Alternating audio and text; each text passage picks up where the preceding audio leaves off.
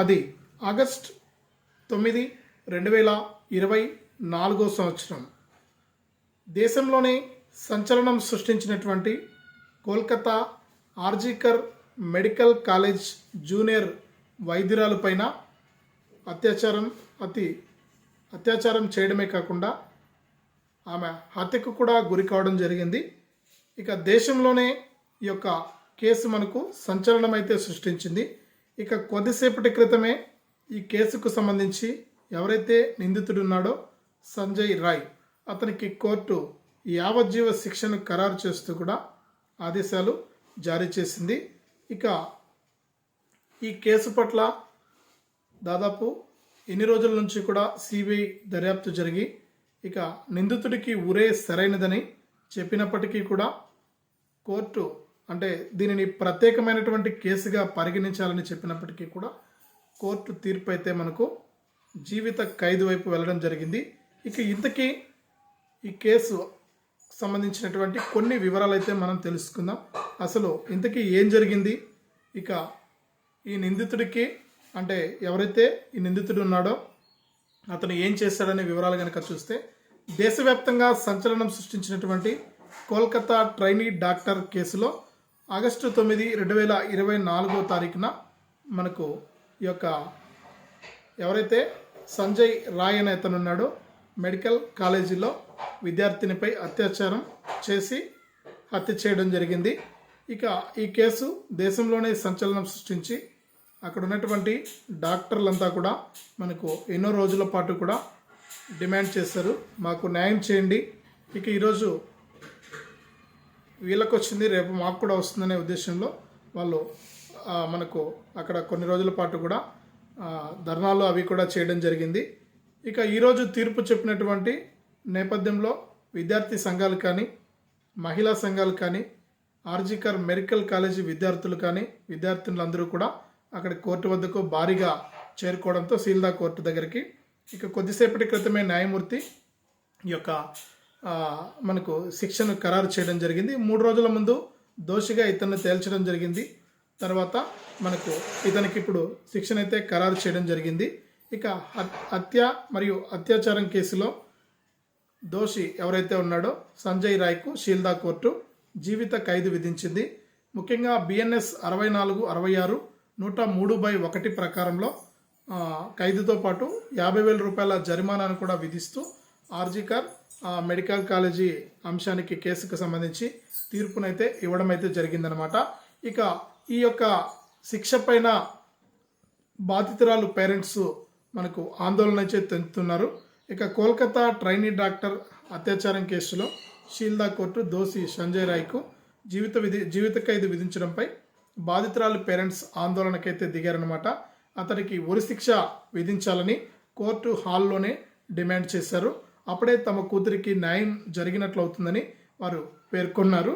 ఇక అటు ఈ దారుణం వెనక మరింత మంది ఉన్నారని సిబిఐ సరిగ్గా దర్యాప్తు చేయలేదని కూడా వారు ఆరోపించడం జరిగింది. ఇక ఈ కోర్టులో తీర్పు చెప్పినటువంటి న్యాయమూర్తి అనిర్బన్ దాస్ గారైతే ఈ యొక్క ట్రైనీ వైద్యురాలి అత్యాచార కేసు తీర్పు వెల్లడించినటువంటి న్యాయమూర్తి అనిర్బన్ దాస్ గారు పరిహారం సైతం కూడా ఆదేశాలు అయితే ఇవ్వడం జరిగింది. ఇక బాధిత కుటుంబానికి బెంగాల్ ప్రభుత్వం 17 లక్షల రూపాయల పరిహారం ఇవ్వాలని తీర్పులో పేర్కొన్నారు. ఇక అత్యంత అరుదైనటువంటి ఈ కేసులో ఉరిశిక్ష విధించాలని సిబిఐ లాయర్ వాదించారు. కానీ దీన్ని అత్యంత అరుదైన కేసుగా పరిగణించలేమని జడ్జి తెలిపారు.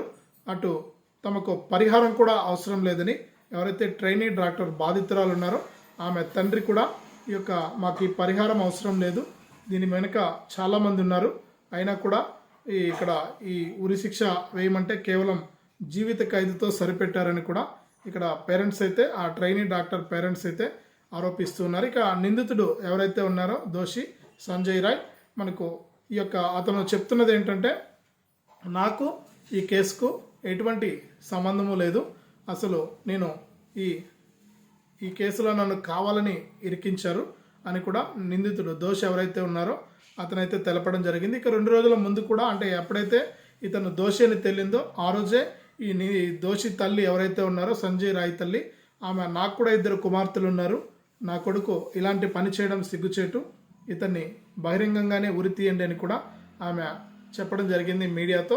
కానీ పలు రకాల అంటే మహిళా సంఘాలు కానీ విద్యార్థి సంఘాలు కానీ వీళ్ళంతా కూడా ఈ కేసులో తప్పకుండా బాధితురాలికి న్యాయం జరగాలని కూడా వారు ఎన్నో రోజుల నుంచి కూడా పోరాటం చేశారు. కానీ ఈరోజు తీర్పుతో వారు మరి ఏ విధంగా రెస్పాండ్ అయ్యారనేది కనుక చూసినట్లయితే ఇక్కడ ఎవరైతే దోషిగా తేలినటువంటి వ్యక్తి ఉన్నాడో అతడు చెప్పినటువంటి మాటలు కూడా మనం చూసినట్లయితే, నేను అత్యాచారం చేయలేదని సంజయ్ రాయ్ ఈరోజు కూడా కోర్టులో మనకు అతను వాదించడం జరిగింది. తనను ఓ ఐపీఎస్ ఈ కేసులో ఇరికించారని ఆరోపించాడు. నేను ఈ తప్పు చేయలేదు, నాపై కుట్ర జరిగింది, నేను నేరం చేసి ఉంటే నేను మెడలో ధరించి ఉన్నటువంటి రుద్రాక్షమాల తెగిపోయేది, అలా జరగలేదంటే నేను తప్పు చేయనట్లే కదా అని ఇక్కడ అతను కోర్టులో వాదించడం జరిగింది. ఇక అటు ఉరిశిక్ష కాకుండా మరొక శిక్ష ఎందుకు నాకు విధించకూడదని కూడా, అంటే ఎందుకు విధించకూడదనే అంశం పైన కూడా ఎవరైతే ఇతని తరపు లాయర్ ఉన్నారో, కోర్టు నియమించినటువంటి లాయర్ ఉన్నారో అతను కూడా మనకి ఇక్కడ కోర్టును అయితే కోరడం జరిగింది. ఈ విధంగా మనకు ఎటకేలకు ఇన్ని రోజుల పాటు కూడా మనందరం కూడా సంచలన తీర్పు రావాలి, నిందితుడు ఎవరైతే ఉన్నారో అతనికి సరైనటువంటి శిక్ష పడాలి అని ఎదురు చూసాం. కానీ మనకు ఎటకేలకు మనకు కోర్టులో అంటే మనకి ఇవన్నీ కూడా చట్టం తన పని తాను చేసుకుపోతూ ఉంటుంది. ఇక చట్టానికి ఎవరు అతీతులు కాదు. మన చేతుల్లోకి చట్టాన్ని తీసుకుని మనం ప్రవర్తించలేం. మనం మన దేశ దాంట్లో ఇక్కడ ఏదైతే మనకు గతంలో ఎన్నో ధర్నాలు కూడా చేయడం జరిగింది న్యాయం కోసం. ఇక ఎట్టకేలకు ఈ కేసులో న్యాయం చెప్పడం జరిగింది న్యాయమూర్తి అనిర్బన్ దాస్ గారు.